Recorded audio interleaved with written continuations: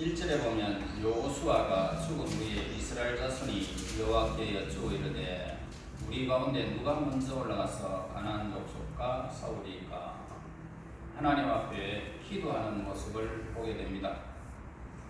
기도는 소박하고 직접적이어야 한다는 것을 우리에게 가르쳐 주고 있습니다. 꾸밈 없는 그런 순수한 그런 소박한 그런 기도는 하나님께서 응답해 주심을 볼 수가 있습니다. 이스라엘 백성은 하나님께 어떻게 해야 하는가를 물어봤고 자기들이 현재 처해 있는 그런 상황을 솔직하게 말씀을 드리고 하나님의 특별하신 은혜를 간구하는 모습을 우리에게 보여주고 있습니다. 이스라엘 백성들은 하나님께서 인도하시기를 원하면서 누가 먼저 올라가서 가나안 그 백성들과 우리가 싸움을 싸우리까 하면서 하나님께 아뢰는 그런 모습을 우리는 본문에서 보게 되어집니다. 모든 일을 시작하는 데 있어서 먼저 우리에게 하나님께 기도하고 시작해야 된다. 이 말은 바로 진리의 말씀을 우리에게 가르쳐 주고 있습니다. 지금까지 이 말씀은 여러분 변하지 않습니다. 그러므로 저와 여러분이 이 땅에 무슨 일을 만나고 또 시작할지라도 하나님 앞에 먼저 기도하고 그렇게 시작해야 된다는 사실을 우리에게 알려주고 있습니다. 예수님께서도 이 진리를 더 강하게 강조하셨습니다. 마태복음 7장 7절에 예수님 말씀합니다. 구하라 그러면 너희에게 주실 것이요 찾으라 그리하면 찾아낼 것이요 문을 두드리라 그리하면 너희에게 열릴 것이니라 라고 말씀하셨습니다. 따라서 우리는 우리의 지혜를 믿지 말고 무엇보다도 먼저 하나님의 인도하심을 간구하라 이 말씀입니다. 그러면 반드시 하나님께서 원하시는 방법으로 우리의 삶을 인도해 주실 것이라는 사실을 우리에게 가르쳐 주고 있습니다. 그러나 후대에 내려오면서 사람들은 이 진리의 말씀을 왜곡하기 시작하였던 것을 보게 됩니다. 그리하여 절대 군주의 가식에 찬 이 권력과도 같이 감히 접근할 수도 없는 위치에 인위적으로 하나님을 이렇게 올려놓고 아들과 아버지 사이처럼 친밀해야 하는 인간과 하나님 사이의 낯선 관계로 멀어지고 말았던 것을 보게 됩니다. 여러분의 아버지 하나님은 굉장히 친밀하시고 세밀하십니다. 우리 엄마 아버지가 우리의 삶을 살핀다 해도 그렇게 살피시지는 않을 것입니다. 그러나 하나님은 우리 아버지로서 눈동자가 그 지키는 것처럼 우리에게 졸지도 주무시지도 아니하고 우리의 삶을 절대적인 간섭을 우리에게 하시겠다라고 약속하고 있습니다. 그러므로 오늘 우리는 하나님께서 기도하는 그 마음의 자세, 이 마음의 자세는 진실로 우리의 마음이 하나님을 향할 때 아버지라고 했을 때에 우리가 예수 이름으로 나가게 됩니다.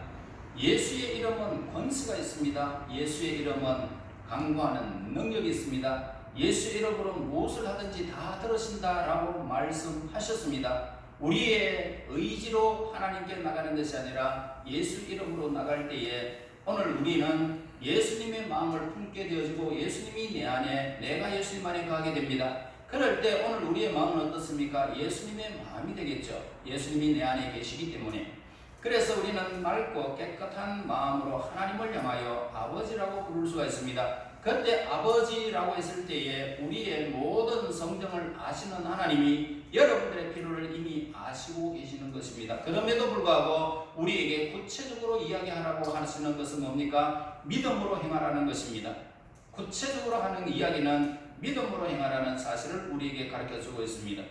하나님은 다 아시지만 우리에게 믿음을 요구하십니다. 그래서 믿음으로 하지 아니하는 것은 모두가 죄라고 있습니다. 그래서 우리가 하나님 앞에서 우리의 삶의 모든 문제들을 하나하나 구체적으로 하나님을 향하여 기도할 때, 간구할 때에 하나님은 우리의 믿음 위에 복을 내려주시고 응답해 주시는 것을 보게 됩니다.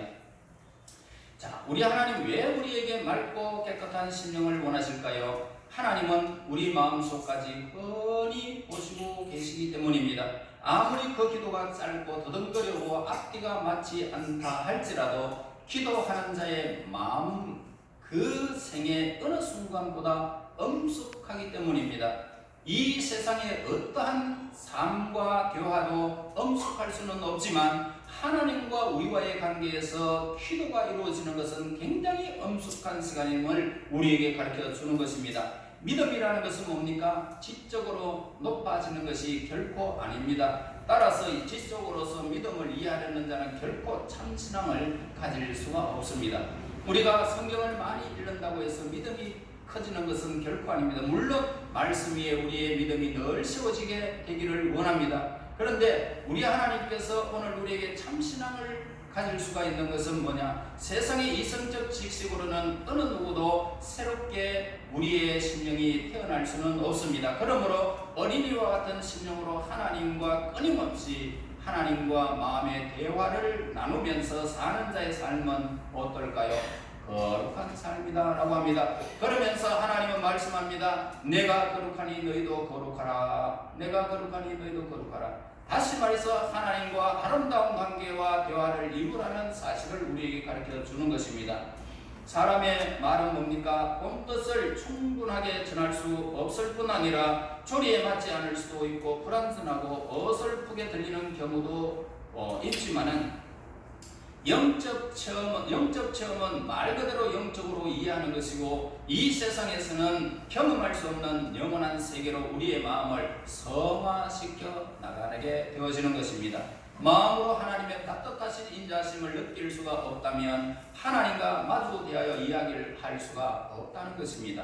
하나님과 대화하며 하나님께 간구하는 모든 것을 하나님께 맡기면서 말없이 하나님의 얼굴만 바라보아도 모든 욕망과 고통은 사라지고 하나님의 평온함이 우리에게 임하게 되어질 것이고 갓난 아기처럼 그 어머니의 품에서 새근새근 웃기는 엄마가 어르는 대로 아기의 얼굴이 움직이듯이 하나님을 바라보는 그 순간 오늘 우리의 마음은 온 신비, 세상의 신비가 아니라 하늘의 신비로 가득 찬 삶을 살아갈 수가 있다는 것입니다. 혹시 어려움을 당한다면 그럴수록 하나님을 찾으시기 바랍니다. 하나님으로부터 멀어지지 않도록 늘 오늘 우리의 삶을 되돌아보고 하나님을 찾아야 함을 우리에게 가르쳐 줍니다. 천지를 어떻게요? 말씀으로 창조하신 하나님께서 말씀의 언약을 주셨기에 우리에게 뭐라고 말씀합니까? 구하라라고 하셨습니다. 말씀으로 이 세상을 창조하셔서 무에서 유를 창조했던 하나님은 우리에게 구하라라고 말씀하셨습니다. 구하라고 하는 그 말씀에 의지하여 우리의 신앙을 고백하며 믿음으로 구하게 되어지면 기적은 우리가 체험하게 된다 이 말입니다. 그 말씀을 믿고 소박한 기도를 마음으로 드리는 것만이 결국 가장 완전한 구원의 길이라는 것을 신앙생활에 연륜이 쌓일수록 우리는 더 분명히 알 수가 있을 것입니다. 그러므로 기도하는 것에 귀중함을 모르는 자와는 아무것도 여러분 하지 말아야 됩니다. 기도 없이 하나님의 신비롭고 놀라운 세계를 결코 이해할 수가 없기 때문입니다. 그 사람과 아무리 대화해도 막힌 사람입니다. 그래서 여러분들의 삶을 이렇게 해결해 줄 수 있는 사람은 아무도 없습니다. 그러므로 기도할 수 있다면, 기도하는 사람이라면 여러분 같이 대화해도 괜찮을 것입니다. 기도할 줄 모르는 자와 더불어 생활하니 차라리 죽은 자를 붙잡고 그렇게 살아가는 것이 낫다는 것입니다. 기도는 우리가 측량할 수 없을 만큼 귀하고 거룩한 것입니다. 이스라엘 자손이 하나님께 물었을 때 이들은 하나님께 강요한 것이 결코 아닙니다. 기도는 금방진 강요가 아니고 그렇다고 은근히 바라는 것도 아닙니다. 다만 하나님께서 성도들의 성실한 소망과 기도를 다 들으시고 언약하신 대로 하나님의 말씀의 기록대로 하나님의 공의에 거스르지 않는 한 분명하게 응답해 주시겠다라고 언약을 하고 있기 때문입니다. 십자가의 참뜻을 알고 예수의 이름으로 기도하는 믿음을 가진 자만이 하나님 앞에 응답을 받을 수 있을 것입니다. 살아계신 하나님이 우리의 힘으로는 도저히 해결할 수 없는 역경을 해결해 주실 때의 그 벅찬 감동은 그 응답받은 자만이 알게 되어집니다. 이것이 바로 신앙의 힘이라는 것입니다. 믿음의 힘이라는 것입니다. 기도의 힘이라는 것입니다. 이런 뜻에서 이스라엘 자손은 믿음이라고 하는 가장 고귀한 것을 유업으로 그들은 하나님으로부터 받게 된 것입니다. 진실로 참 신앙은 신실하고 오만하지 아니한 소박하고 순수한 마음에서 이렇게 자라나는 것이라는 겁니다. 여러분, 세상의 영화는 일장충몽과 같은 것입니다. 하나님을 떠나서 누리는 권세와 부귀는 모래 위에 세워진 누각과 같을 것입니다. 이 세상의 모든 사람들은 온갖 수단을 다해서라도 남보다 뛰어나기를 원하고 있습니다. 그리고 그 부귀 영화를 차지하기 위해서 예를 쓰고 있습니다. 그러다가 세상에서의 권세는 영원한 것이 아니라는 것을 우리는 이부동성으로 인간들이 다 그렇게 고백을 하는 내용들입니다. 여러분, 따라서 부자라고 해서 또는 권력이 있다고 해서 오만해서 안 된다는 것을 우리에게 가르쳐 주는 것입니다. 오직 하나님께 영광을 돌리는 삶만이 귀하고 가치 있는 삶인 것을 우리는 깨달아야 할 것입니다. 세상의 모든 영화는 겉보기에는 좋아 보입니다. 아름답게 보입니다. 그러나 여러분, 언젠가는 없어질 것들입니다. 정말로 권세가 있고 이 세상에 저 사람이라면 부러울 것이 없겠다라고 생각하지만 어느 한순간 모든 사건들이 몰락해버리고 마는 것을 우리는 역사를 통해서도 너무너무 많이 보았습니다. 그렇게 위세를 떨치던 로마 제국을 보세요. 그 당시에야 세계를 점령하고 그들의 위세는 당당하고 온 세계가 그렇게 주목하는 나라가 되었지 않습니까? 그럼에도 불구하고 붕괴해버리고 말았습니다. 권세 있던 자가 어느 날 갑자기 몰락하는 경우를 우리는 많이 봐왔습니다. 그러므로 불로초를 먹으면서 영원히 살 것 같았던 진시황도 결국은 오래 살지 못하고 젊은 나이에 죽음을 맞이하고 말았습니다. 이 세상의 부귀와 영화는 집착하는 자의 삶은 어떻습니까? 결국은 멸망으로 이끄는 자의 삶의 한 부분임을 우리에게 가르쳐주고 있습니다. 그러므로 우리는 어떻게 세상을 살아가야 한단 말이냐라고 묻고 있습니다. 여러분, 죄인에 대한 심판은 이 세상에도 이루어지는 것을 본문에서 우리에게 밝혀주고 있는 모습을 보게 됩니다. 아도니 메섹의 경우만 아니라 아담과 하와가 에덴에서 쫓겨났지 않습니까? 노아 시대의 홍수로 세상이 완전히 그냥 물로 한 생명 8명의 식구 이외에는 다 죽음으로 멸망하고 말았습니다. 롯의 아내는 죄악의 소굴에 미련을 버리지 못하다가 결국은 소금 기둥이 되고 말았습니다.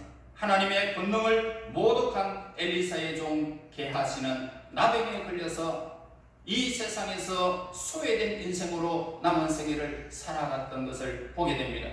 아나니아와 삽비라는 하나님 앞에 거짓말을 했기 때문에 즉시 그는 죽음을 맞이하고 말았던 것입니다. 그러나 모든 심판이 이 땅에서 하나님의 심판이 임하는 것이 결코 아니라는 것을 우리는 잘 알고 있습니다. 대개 죄인에 대한 심판은 내세에서 이루어지고 현재 우리들은 시험 중에 있다라고 보면 되겠습니다. 모든 죄에 대한 심판이 즉시 이루어진다면 오늘의 우리들은 미래에 대한 삶의 어떤 희망도 우리는 가질 수가 없을 것입니다. 여러분, 즉시 죄를 짓는 대로 저와 여러분이 그 죄의 대가를 하나님으로부터 받게 되어진다면 어느 누구도 이 자리에 있을 수가 없을 것입니다. 반대로 이 세상에 심판이 전혀 없다면 어떻게 될까요? 거룩하신 하나님의 권능과 그 진리의 말씀을 결코 믿으려 하지 않을 것입니다. 그러므로 죄에 대한 심판이 이 세상에 이루어지는 것이 어떤 때는 불가피한 일이다 라고 생각되는 경우에 하나님께서 그 사람에게 징벌을 내리시고 그 나라에 징벌을 내리시고 그 사회에 징벌을 내리시고 멸해버리는 것입니다. 여러분, 저 죄에 대한 징벌이 당연한 것일 수도 있다는 것입니다. 왜냐하면 현재 저질러지고 있는 이 죄로 인하여 사람들이 너무나도 고통을 받기 때문입니다. 그러므로 분에 넘치는 사치를 부리는 사람, 게으른 사람, 무절제하게 술을 즐기는 사람에게 하나님께서 징계하실 때에 그들은 그 징계 가운데 나타나는 하나님의 사랑을 깨달을 수 있다면 그 사람은 하나님으로부터 복을 받은 사람입니다. 그러므로 성경은 우리에게 늘 말씀하고 있습니다. 귀 있는 자는 성경이 교회들에게 하시는 말씀을 들을지어다라고 하셨습니다. 저 믿음이 있는 자는 하나님의 음성을 들을 수 있다 이 말입니다. 여러분의 귀가 믿음이 있어서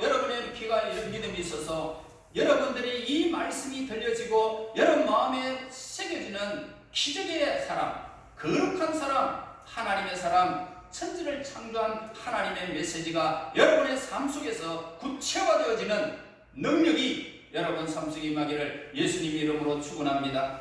여러분, 하나님께서는 우리의 죄악을 모두 기억하고 계십니다. 하나님은 아도니메스에게 과거에 잔인하고 악한 행위를 하나님이 알고 계셨습니다. 우리 인간은 창세기로 계속하여 죄악 생활에 젖어들면서 하나님께서는 우리 죄악을 못 보시며 또 기억하시도 않으실 것이다 라고 생각하며 우리의 일상이 하나님 없이 내 삶을 그렇게 살아왔습니다. 그러나 하나님께서 우리의 모든 것을 죄악을 다 알고 계십니다. 여러분, 예수님 안에 있는 자에게는 결코 정죄함이 없지만 예수님의 밖에 있는 사람들도 모두가 다 하나님이 다 기억하고 계신다는 사실을 우리는 잊지 말아야 됩니다. 하나님께서 단지 그 심판을 미루고 있을 뿐이라는 것입니다. 제가 농사를 짓습니다. 농사를 지으면서 가라지를 갖다가 뽑아버립니다. 가라지를 뽑으니까요, 같이 엉켜있는 곡식에 큰 타격이 가더라고요. 그것도 같이, 뿌리가 같이 쫙 뽑히고 올라와 버립니다. 이거 그때 내가 생각하기를, 가라지는 나중에 심판 때 그냥 놔두라고 그랬는데, 그게 생각이 나더라. 하나님이 왜 그렇게 쓸까요? 하나님의 백성이 다칠까봐. 지금도 하나님은 죄의 심판을 지금 미루고 있을 뿐이라는 사실을 우리는 알 수 있습니다. 여러분, 소돔과 고모라가 10명의 의인이 없어서 멸망하고 말았습니다. 그러나 롯과 그 자녀들을 하나님이 강제로 그들을 이끌어내시는 모습을 보게 됩니다. 하나님의 백성은 절대로 멸망하지 않도록 하나님이 붙드시는 모습을 우리는 늘 보아왔습니다. 여러분의 생에 여러분들이 가는 그 발자취, 여러분 주위에 악이 여러분들의 주위에 여러분들을 괴롭히는 그런 인생들이 있다 할지라도 전혀 두려워하지 말아야 됩니다. 언젠가는 그의 삶은 악한 대로 심은 대로 그가 거두게 되기 때문입니다. 자세히 살필지라도 성경은 그들이 여러분들의 눈에 보이지 않을 것이다 라고 말씀을 하고 있습니다. 여러분, 하나님의 백성들은 이 땅에서 장수를 누리겠다고 분명히 약속하고 있습니다.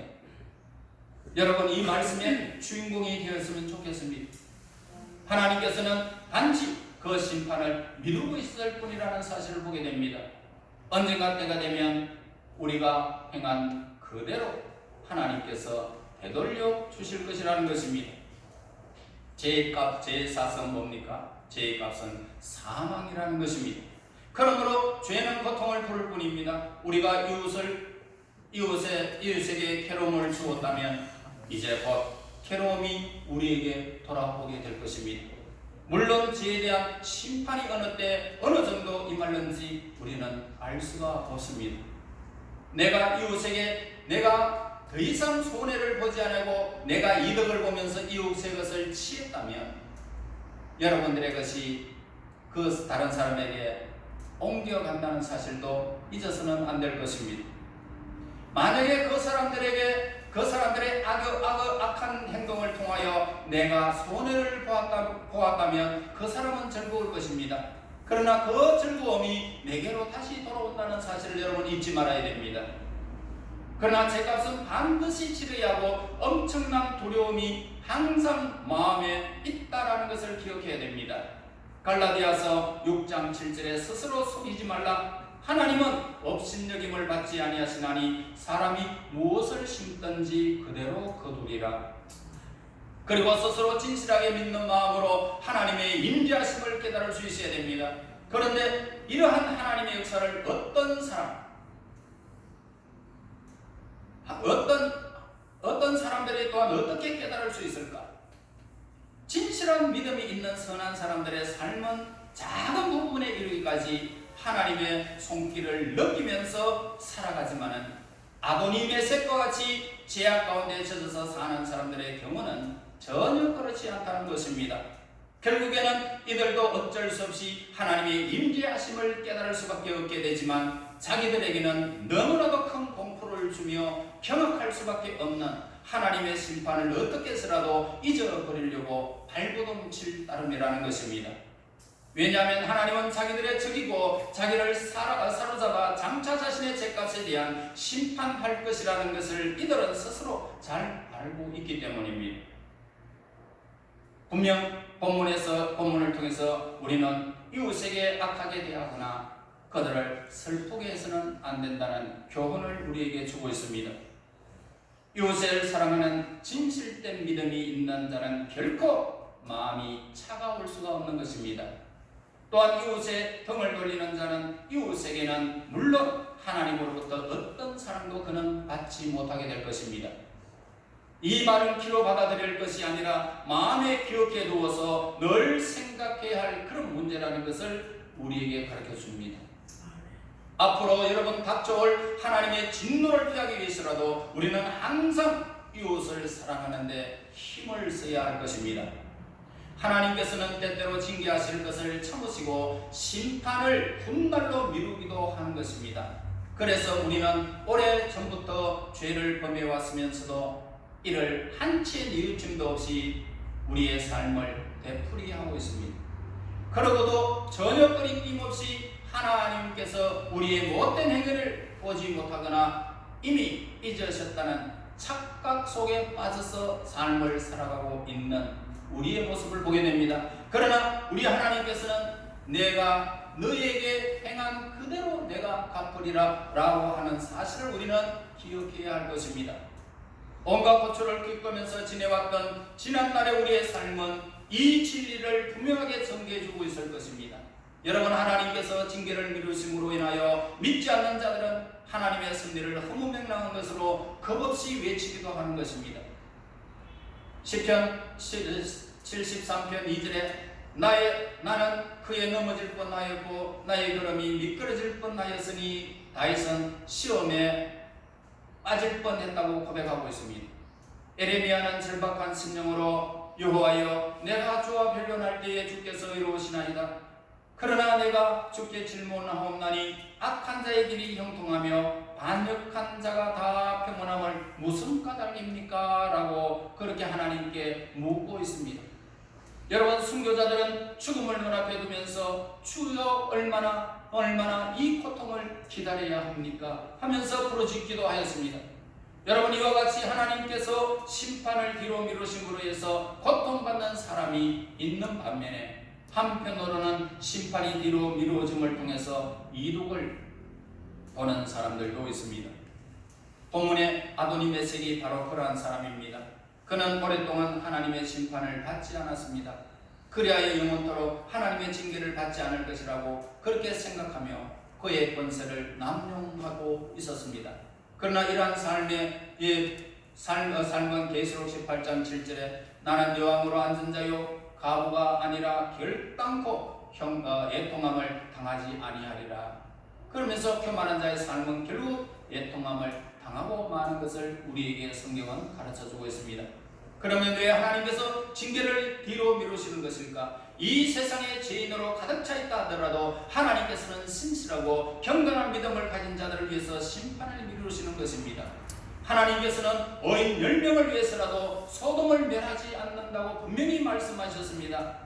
열왕기하 22장 20절에 그러므로 보라 내가 너의 조상들에게 돌아가서 평안히 묘실로 들어가게 하리니 내가 이곳에 내리는 모든 재앙을 네 눈이 보지 못하리라 하셨느니라 하니 사자들이 왕에게 보고하니라. 요시야 왕의 그 훌륭한 믿음 때문에 하나님의 백성들에게 내리겠다고 하는 재앙을 미루시는 모습을 성경에서 보게 되어집니다. 베드로서 3장 9절에 주의 약속은 어떤 이들이 더디다고 생각하는 것 같이 더딘 것이 아니라 오직 주께서 너희를 대하여 오래 참으사 아무도 멸망하지 아니하고 다 회개하기에 이르기를 원하노라. 하나님께서 다 회개하기를 원하셨기 때문에 심판을 미루시고 있다는 겁니다. 또한 누가복음 13장에서 무화과 나무의 비유를 통해서 나타나 있듯이 하나님께서는 그 인자하심으로 인해서 하나님의 심판을 유보하고 계시는 것입니다. 노아 시대의 세상을 홍수로 멸하시기 전에 하나님께서는 무려 120년 동안이나 긴 세월을 인간들이 회개하기를 촉구했던 사실을 보게 되어집니다. 여러분, 이 세상이 죄악으로 가득 차서 사악함이 넘칠 때에 하나님께서는 특별하신 심판을 계획하고 계심을 우리는 알아야 합니다.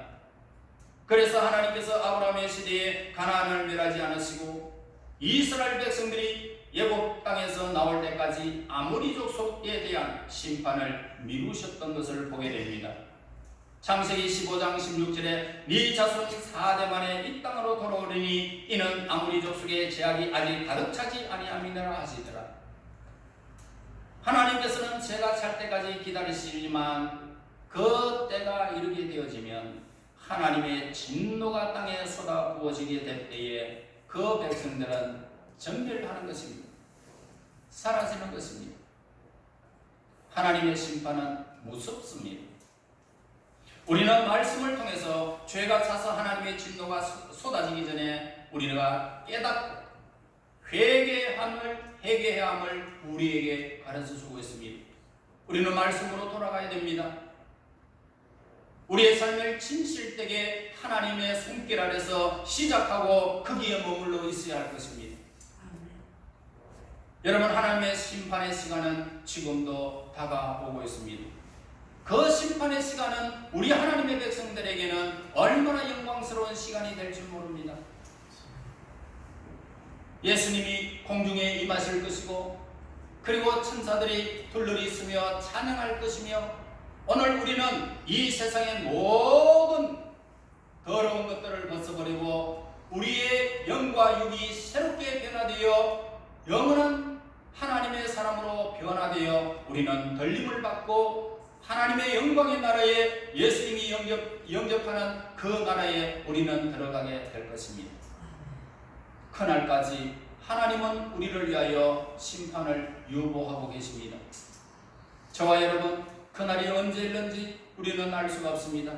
우리가 이 땅에서 살면서 무덤으로 내려가기 전에 그 일을 우리 하나님께서 우리에게 허락하실는지 아니면 무덤으로 가서 우리의 삶이 변화되어 그 날을 맞이하든지 시간은 똑같습니다. 그 시간은 동일하다는 것을 여러분 알아야 합니다. 그러므로 저와 여러분, 이 땅에 하나님께서 허락하시는 날까지 우리의 삶을 온전히 넓게 있어야 함을 늘 가르쳐주고 있습니다. 그러므로 우리가 의인의 반열에서 하나님의 심판이 우리에게 영광이 되는 그날까지 우리 하나님의 인도를 받으며 말씀이 우리의 삶을 세우가 그 영광의 주인공들이 되시기를 예수님 이름으로 축원합니다. 하나님 은혜 감사합니다. 찬양과 경배를 드립니다. 하나님, 이 땅의 삶을 살아가면서 인생의 인위적인 삶이 아니라 하나님의 말씀 위에 세워지는 삶이 되기를 간절히 소원합니다. 하나님, 이 땅의 삶에 수많은 일들이 벌어지지만 두려워하지 않게 하여 주시고 날마다 하나님께서 세우시는 그 놀라운 손길, 하나님의 은총의 손길 아래, 은혜의 손길 아래 저희들이 머물 수 있도록 하나님 함께하여 주시옵소서. 믿음으로 구하고 의심치 않게 하여 주시고 날마다 무슨 일을 만날지라도 언약하신 구하라는 말씀을 의지하여 하나님의 그 뜻 안에서 온전히 믿음으로 세워져가는 삶이 될 수 있도록 인도하여 주시옵소서. 예수님 이름으로 기도하옵나이다. 아멘.